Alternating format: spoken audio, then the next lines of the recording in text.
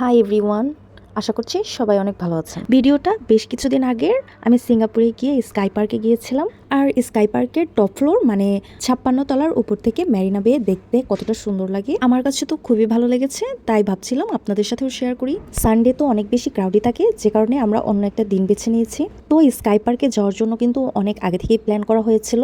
তো ফাইনালি আজকে আমরা বাসা থেকে রেডি হয়ে বের হয়ে গিয়েছি। এখন যে জায়গাটা দেখতে পাচ্ছেন এটা হলো বুগিস। অনেক ফাস্টলি এই বুগিস চলে এসেছি, আর হাতেও অনেকটা সময় ছিল, যে কারণে আমরা চাচ্ছিলাম এই মার্কেটে একটু ঘুরে দেখবো। এন্ড আমার একটা ট্রাইপড দরকার, যেহেতু আমি ভিডিও করি, তো মাঝে মাঝে দেখা যায় আমি একা একা ভিডিও করতে পারি না, তো ট্রাইপড হলে আমার অনেক সুবিধা হয়।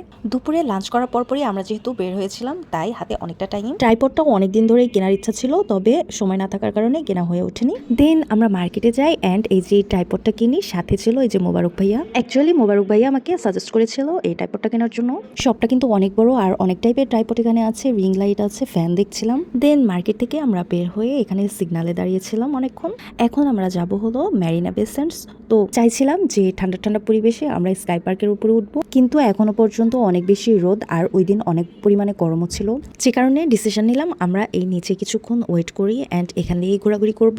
আগে যেহেতু ট্রাইপড ইউজ করিনি, তাই মনে হলো যে এখন আমরা একটু ট্রায়াল দিয়েও দেখতে পারি যে ঠিকভাবে এটা কি ইউজ করতে পারছি কিনা। দেন ক্যামেরাটা এখানে সেট করে রেখে আমরা দুজনে এক রাউন্ড ঘুরে আসলাম এন্ড দেখলাম যে সবকিছু ঠিকঠাক আছে কিনা। দেন এখানে আমরা কিছুক্ষণ টাইম স্পেন্ড করার পর আমরা এখন যাচ্ছিলাম স্কাই পার্কের জন্য টিকিট কাটতে।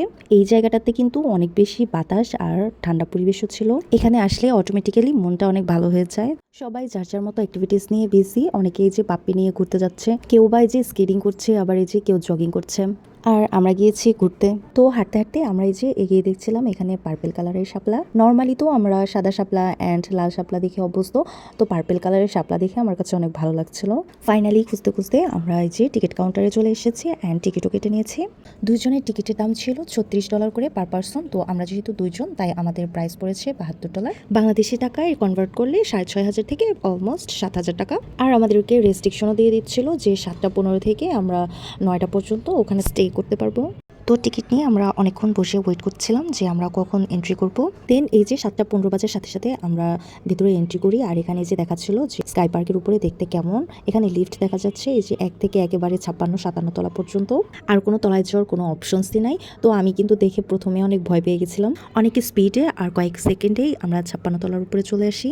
ফাইনালি এই যে আসার পরে আমার হাজবেন্ড দেখে বলছিল যে ওয়াও এত সুন্দর লাগছে দেখতে। তো ফার্স্টে আমি ভেবেছিলাম যে আমরা পুরো টপ ফ্লোরটাই হয়তো বা ভিজিট করতে পারবো। তো এখানে উঠে দেখলাম যে সুইমিং পুলের যে সাইডটা, এটা আলাদা একটা সাইড। তো ওখানে আবার যেতে আবার আমাকে নতুন করে টিকিট কেটে যেতে হবে। আজকে যেহেতু অনেক বেশি টাইম হয়ে গেছে, 7:15-তে আমরা এই জায়গাটাতে এন্ট্রি করেছি। দেন আজকে তো আর কোনোভাবেই ওখানে যাওয়া সম্ভব না, তাই আজকে এইটুকুতেই ভিজিট করছি। পুরো এরিয়া জুড়ে এভাবে ঘুরে ঘুরে দেখছিলাম। এই যে বাম পাশে এটা হচ্ছে একটা বার। তো এই টাইমটাতে আমি কিন্তু গিয়ে একটা লাইভ করেছিলাম আর কিছু ভিডিও করলাম, ছবি তুললাম।